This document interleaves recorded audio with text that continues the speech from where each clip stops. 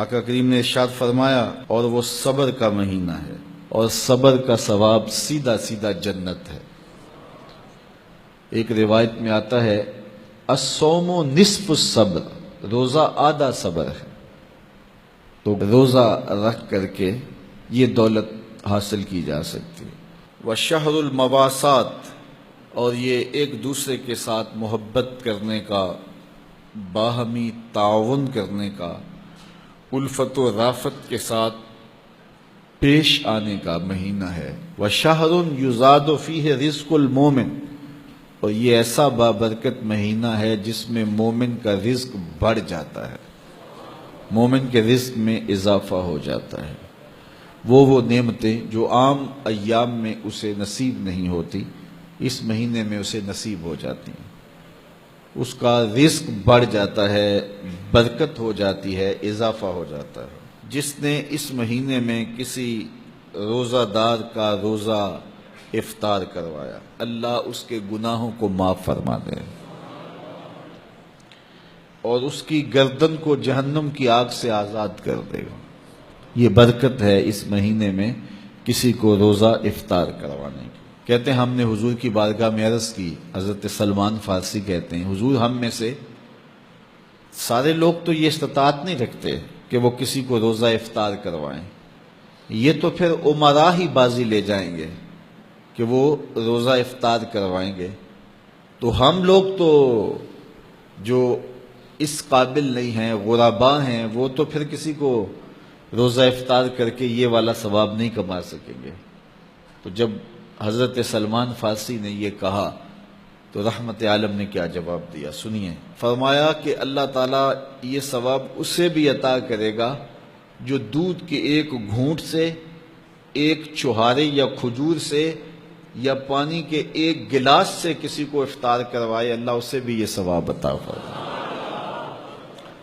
اس نے نلکے سے، کنویں سے، چشمے سے پانی بھر کے دے دیا کہ لو روزہ کھول لو، جاتے جاتے ہاتھ میں کھجور دے دی کہ سائیں میری کھجور سے روزہ کھول لینا۔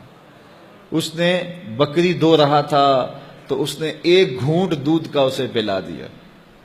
تو جس نے روزہ اس طرح بھی افطار کروایا، کسی غریب نے ایسے بھی کسی کا روزہ افطار کروا دیا، میرے حضور فرماتے ہیں اللہ اس کو بھی پورا پورا ثواب عطا فرمائے۔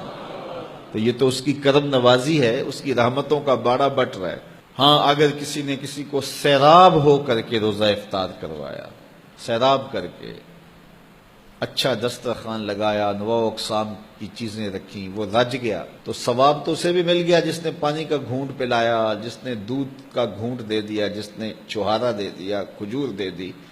لیکن جس نے اس کو رجایا، اس کو خوب سیراب کیا، تو میرے مصطفیٰ کریم فرماتے ہیں اللہ اس کو جام کوثر عطا کرے گا۔ 50,000 سال کے دن میں اس کوثر کے جام پینے کے بعد اس کو پیاس نہیں لگے گی حتیٰ کہ جنت میں چلا جائے گا۔ اللہ کی رضا کے لیے ماہ سیام میں لوگوں کے روزے افطار کروائیں۔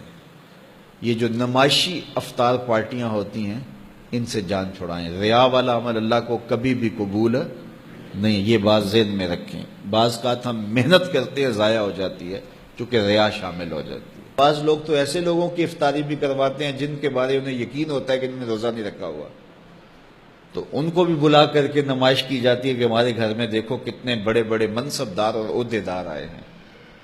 اللہ کے ساتھ دھوکہ نہ کرو، اللہ کے ساتھ کوئی دھوکہ کر نہیں سکتا، وہ اپنے ساتھ دھوکہ ہے۔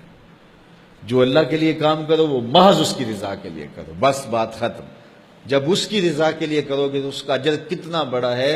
اس کی رضا کے لیے ایک گھونٹ پانی پلا دیا، ایک گھونٹ دودھ دے دیا، ایک چھوہارا کسی کو دے دیا، اجر کیا ہے؟ پچھلے سارے گناہ معاف۔ کتنا بڑا اجر ہے، اللہ اکبر۔ لیکن قربانی دی، جان دی، رگوں کا خون نچڑ گیا راہ خدا میں، لیکن یہ تھا میری ناموری بھی ہوگی، تو یہ سب کچھ برباد۔